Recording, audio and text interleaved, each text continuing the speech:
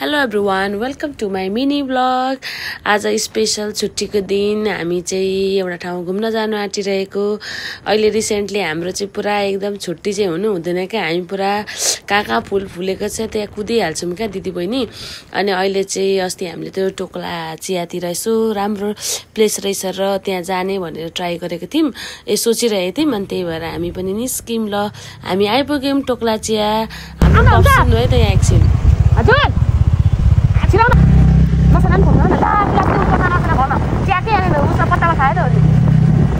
त्यसरी त्यही त हो पनि हाम्रो पर त्यो मान्छे त कसरी खिचेर यस्तो बिचमा फुल आयो पनि एउटा मात्रै त्यो फुल त यहाँ चाहिँ एउटा छ खिचिरहेको छु। यो छिरेको इन्ट्री तिम्रो फोनबाट गरेन उयो के नफुलाइ फोन त्यही गर्दैछु त, यहाँ प्रकाश हाल्दैछु क्या।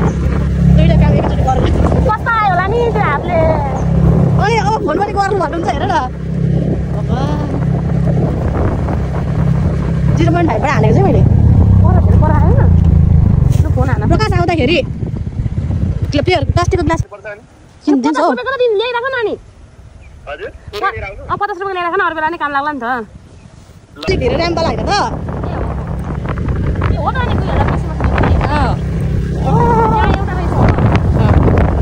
मान्छेले कसरी भिडियो गर्यो अनि मान्छे एउटा यस्तो गर्नु पर्थ्यो। कसरी यस्तो गर्नु गर्छ त्यसलाई उयो गर्छ मनबाट हैन खोइ। सुन्नु भयो नि होइन हाम्रो गफ। अनि हामी चाहिँ यही फुलहरू देखेर आएको थियौँ। ठाउँ चाहिँ एकदम मन पर्यो है मलाई चाहिँ, हामीलाई चाहिँ एकदम मन पर्यो। एकदम साथीभाइ लिएर जानको लागि बस्न होइन, त्यहाँ एकदम हावाहरू पनि राम्रो, बगान एरिया ठुलो होइन। अनि त्यहाँदेखि यसो साथीभाइ मिलेर घुम्न जानको लागि राम्रो। यहीँ भए पनि हामी कहिले पनि गएको थिएनौँ। अनि त्यही भएर आज चाहिँ हामी पनि गइदिउँ न त भनेर गरेको थियौँ। लु हाम्रो भाइ चाहिँ आएको थिएन, यहीँ आइपुग्नु भयो हाम्रो सच्चीज्यू पनि। यी बगान चाहिँ एकदम ठुलो एरियामा। अनि यो पुल चाहिँ कस्तो डेन्जर पुल रहेछ, तर जे होस् मजा आयो। यहाँ बसेर हावा खानु चाहिँ एकदम रमाइलो। अनि यहीँ तल अलिकति खोला पनि रहेछ। यो टोकला टी बगान चाहिँ धेरै पुरानो टी स्टेट हो होइन। यहाँ चाहिँ के भन्छ कति रमाइलो हुने क्या, कस्तो मजा आउने।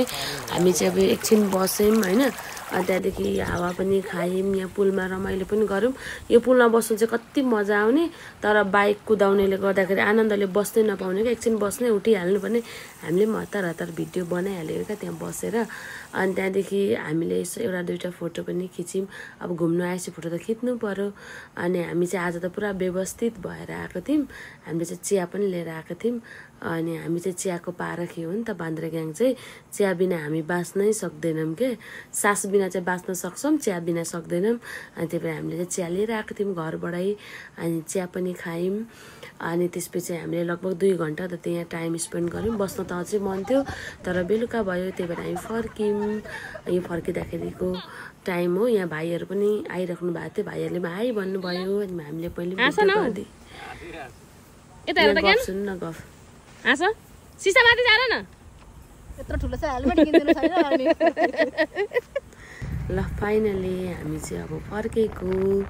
यो टोकला बगान फर्किँदाखेरिको होइन, अघि पनि छिर्नु पनि यताबाट छिरेको। आजको दिन रमाइलो भयो, राम्रो भयो, साथीभाइसँग एकदम रमाइलो भयो।